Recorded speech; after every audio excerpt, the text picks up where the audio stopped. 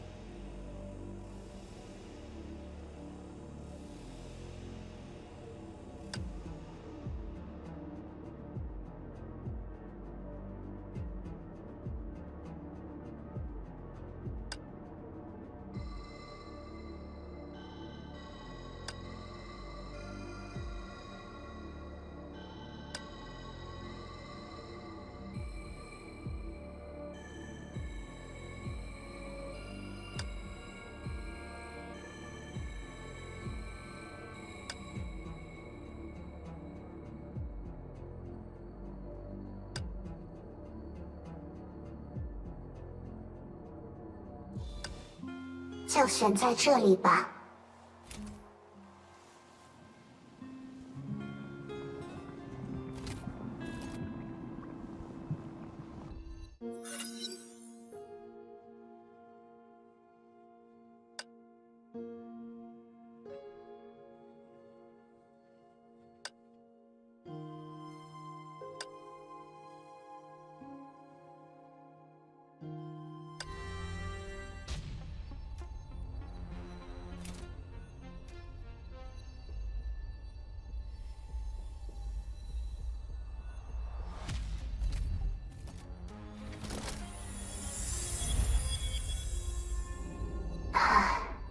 成功了。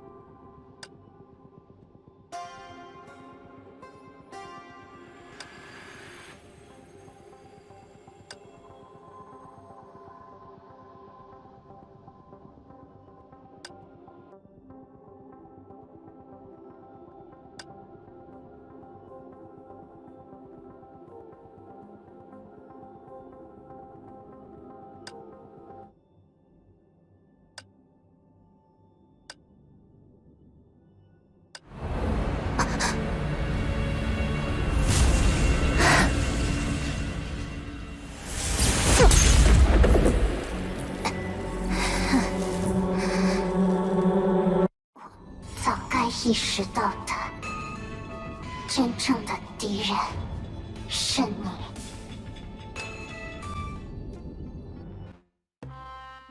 是啊，对我来说，天上的每一颗星星都是敌人。你没有什么想说的吗？17号。好的，我会为您分析取得胜利的概率。如果您所说的星星是指恒星，客观来看，与它们动辄上亿年的寿命相比，您显得太过渺小了一点。和它们本身的巨大相比，情况也完全一致。因此，倘若尝试与群星为敌，您毫无胜算。当然，从自我安慰的角度，您可以自欺欺人地认为，凭借生前的功绩，自己能够永远活在他人心中，直至星辰陨灭，依然不会为人遗忘。这倒是也能被称为一种胜利，精神的胜利。所以，你是认为我做不到了？与恒星的寿命相比，文明不值一提。的确，以这颗星球所有生物的平均智力而言，哪怕考虑到今后可能存在的进化，您的智力水平或许也足以作为顶点与象征，使自己获得与文明等同的寿命。但只要人类自身的劣根性未能根除，由他们构建的文明就不可能有机会见证群星陨灭的那一刻。更何况，比起与群星为敌，或许跨越中烟才是您更应该考虑的问题。果然，我们考虑问题的出发点还是很不一样的。准确来说，我当然也愿意不朽，但我不希望是通过自己的功绩来达到，而是更希望用不死来达到。听上去很像梅比乌斯会说的话，对吧？不过还是很不一样的。比起活在人们的心里，我更希望活在自己的公寓里。这是后话了。事实上，17号，认为每一颗星星都是敌人，并不代表要向他们宣战。真正重要的，反而是我确立这一目标的资格。很抱歉，我无法理解。这也是当然了，不过没关系，慢慢来。总之，当我决定把群星当作敌人的时候，当然也要先去思索，自己凭什么能够这样去做。凭什么？没错，我固然不会真的与群星展开较量，但当我确信自己拥有这种资格的时候，它反而能给予我一些额外的动力，更好地去粉碎其他阻碍。可是，您的确没有资格才对。我平时直来直去的时候，也是这么伤人吗？那，好吧，就当作是助手的入职礼物。17号，为何我们有资格将群星当作敌人？因为在浩瀚的苍穹下，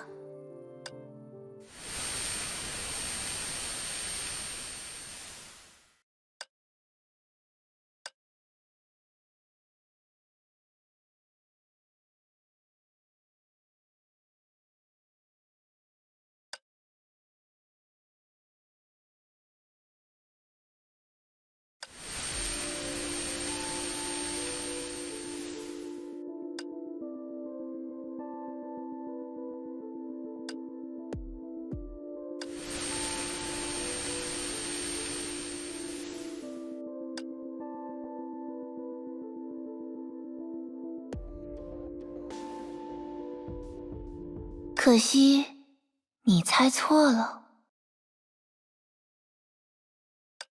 事实上，那没有什么难度，就像你和人类也没有多少区别一样。譬如说，我觉得比起现在，你当初或许更识时务，何必非要与群星为敌呢？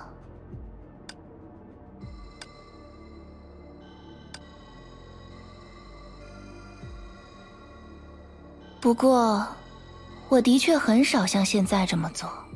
在与自己的冲突中，我们创造了诗歌；从与他人的冲突中，我们创造了修辞。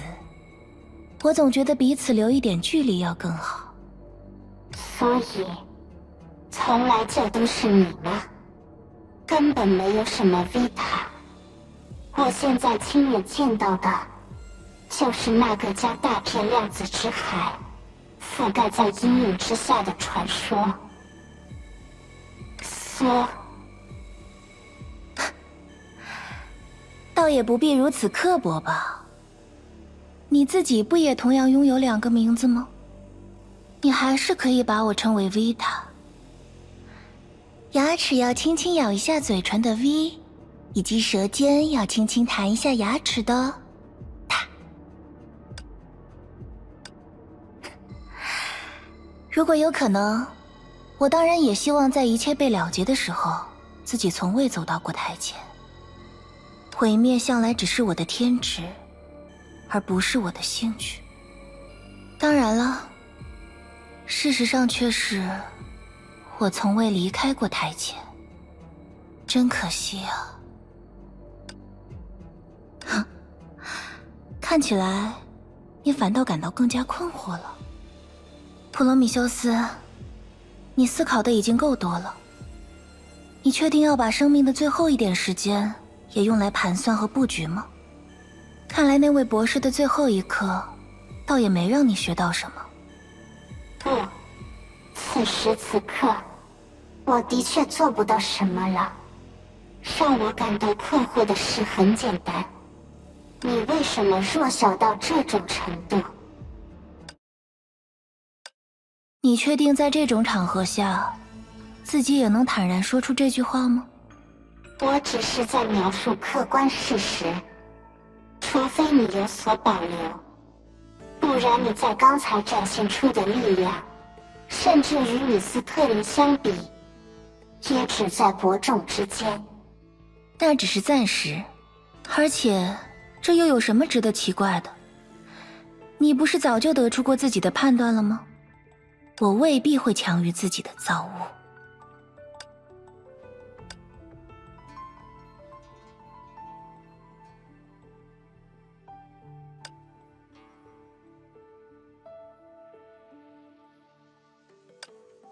好吧，我承认刚才的说法只是一个谎言，但我恐怕没有向你解释的义务哦。无论如何，即使我娓娓道来，将自己的一切全盘托出，你也同样无法阻止我。这很奇怪，使用刚才的技巧，你确实有能力将我们逐一杀死，但如果你的目的仅仅是把我们困在这里，和世界炮一同消亡，我看不出眼下这个时机的必要性。说不定我已经这么做了呢。别忘了，你现在孤身一人呢，就这么确信自己的同伴们还活着吗？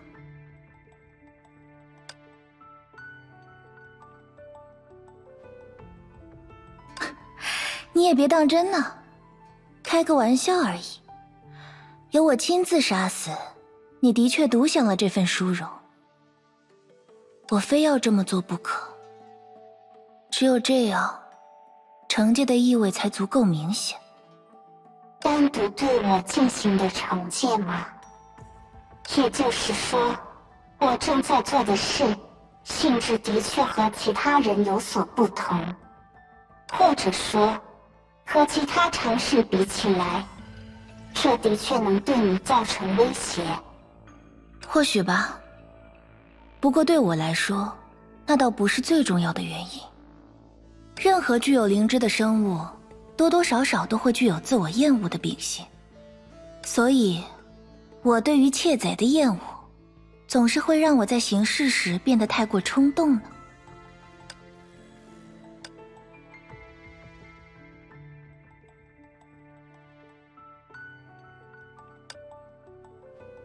好，确认过自己能够被读取思维之后，开始刻意控制自己不去想了吗？还真是只有人工智能才可以做到的事情啊。对普通人来说，就像那个出名的把戏一样。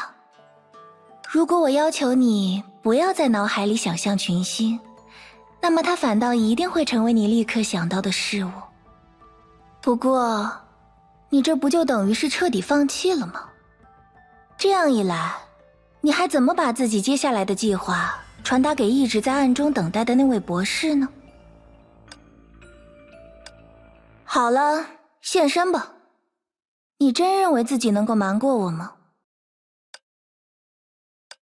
薛定谔，看来你自己倒是没意识到呢。虽然不能无处不在，但他倒是尽职尽责的不停在每个人附近打转。是啊，从性质上而言，这位的确是很麻烦的存在。根本不存在于这里，也就不可能死在这里。若非他能够做到的是微不足道，恐怕事情会变得很麻烦呢。微不足道？恐怕我并不这么认为。走上台前，这或许是你最为错误的决定。对他们来说，知晓自己的敌人是谁，这就已经足够了。即使那个敌人根本无从战胜。他们的确面对过类似的敌人，但却并非是你。我知道，就是你们回忆中的那位凯文，对吧？只是，薛定谔博士，你接下来的打算呢？是去向他们通知这个噩耗，还是先在这里看着自己的机械朋友撒手人寰？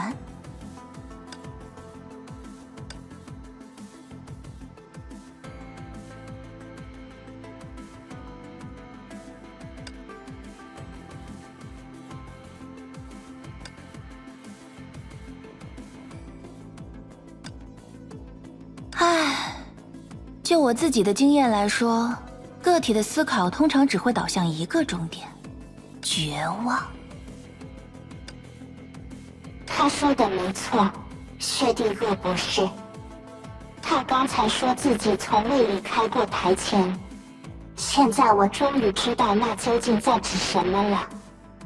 虽然我不知道当中是否存在其他性质，但这种绝不仅仅是偷听和读心的全能，的确能让他和群星一样无从战胜。群星？不，普罗米修斯，不。至此，这位博士终于后知后觉地意识到了一件事：从一开始，眼前发生的一切就不能被称作重逢。怎样才能向他们形容我的无处不在？怎样才能让他们理解，现实在我手中呈现出了怎样的艺术性？这似乎无从传达，但其实非常简单。如果这是一个存在旁白和解说的故事，那么无论他们看上去多么客观，那都不过是我的观察，我的絮语，仅此而已。而我们的两位智者朋友，也终于能在此时此刻，将自己曾经忽略的一切重新连接在一起。已经准备好了吗？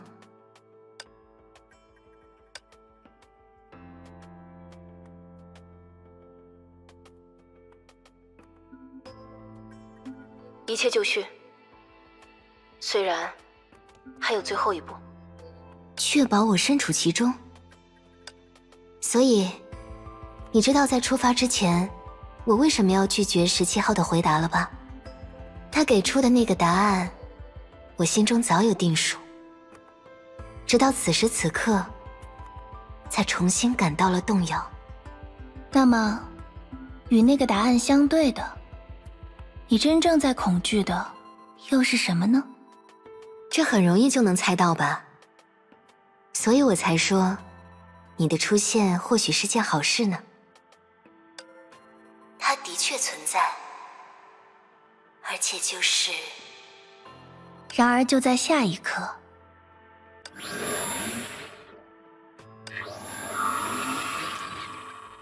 理性的语言却在刹那间被扭曲为难以分辨的回响。这也是我还没能彻底想通的一件事。那个意志可能并没有自己创造出的机制强大，但曾经的第八律者，也包括青史之律者，他们正是依靠一些四两拨千斤的能力，几乎将人类彻底摧毁。所以，我非常庆幸，如今有意识的律者站在我们这边。更何况，我们所处的世界泡相比本真世界要小上很多。在一个最恰当的时机，他停了下来，激将的意图显而易见，因为他明白。哼，你就瞧好吧，你说的那种意识，它最好根本不存在，不然被我揪出来的话，那可就太好玩了。在人工智能所接触过的所有人当中，这位女士显然最享受此类的沟通方式。现在你们应该明白了，她的确周而复始，状若永恒，但与那位自认为能够挑战永恒的博士不同，与那位自认为生来即是永恒的李行不同。以梭这个名字，我凌驾于永恒，成为了现实。那么，何为现实？即使你不愿意接受，它也同样存在。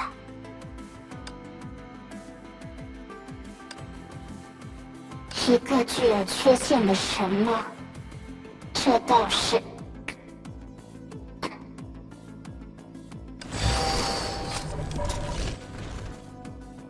虽然不知道你说的缺陷是什么意思，不过看来也该结束了。人之将死，其言也善。那么，普罗米修斯，在最后的时刻，作为人工智能的你，是不是也会有什么了不起的感悟呢？抱歉，完全没有。我并非人类，从底层代码的设定上来说，这并不是我值得特殊对待的时刻，并且我也不认为这就是结局。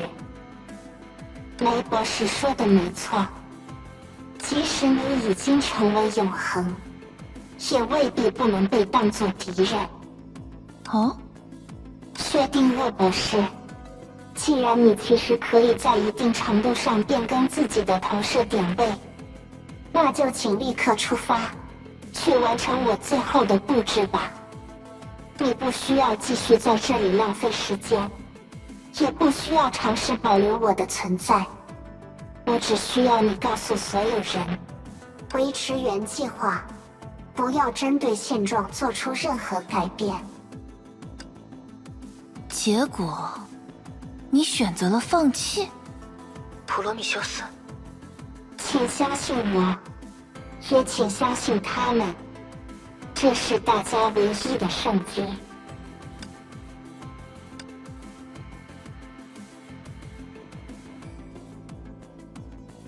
我明白了。再见，普罗米修斯。你所做的一切，能够成为他们的见证者，我深感荣幸。还真的离开了？你的朋友都这么无趣，不，都这么理性吗？无论情形多么紧迫，他至少也该给你留一刻的悼念时间嘛。感性的生存空间，本就需要理性来争取。对于你来说，这句话恐怕不算秘密，但现在我却不再需要那样做了。所以，可以问你一个问题吗？当然，不过也需要用一个我的问题来交换。米斯特林呢？他的最后一刻是什么样子的？没什么特别啊，死亡总是这样，可怜而又无畏。我不是在询问你的评价，我是想知道他自己的感觉如何。对你来说，这应该同样不是秘密。该怎么形容呢？虽然那不够优雅，但足够高贵。这就足够了，多谢。你不想知道他有没有得到自己的答案吗？我不需要让你来告诉我。哼，作为人工智能，你还真有意思。不过，我倒是很赞成这个意见。所以，现在该轮到我了吧？想知道什么，你可以自己动手，我没有阻止你的能力。如果可以，我早就那么做了。为何我们有资格将群星当作敌人？我确认过了，之后的话语你已无法回忆，但遗忘会催生你自己的回答。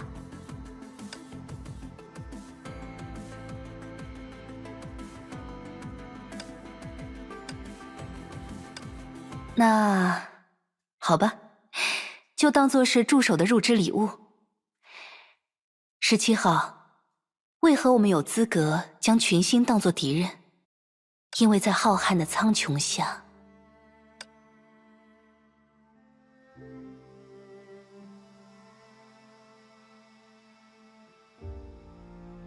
因为在浩瀚的苍穹下，我从不觉得自己卑微。星星们的确巨大无比，但他们不懂得如何思考，也没有感情可言。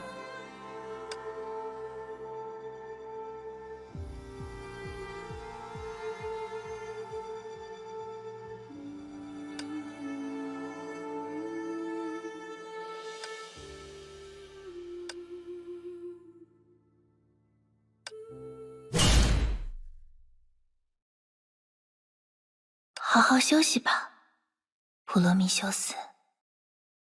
之后的结果恐怕会让你失望，所以你还是不要见证那一刻了。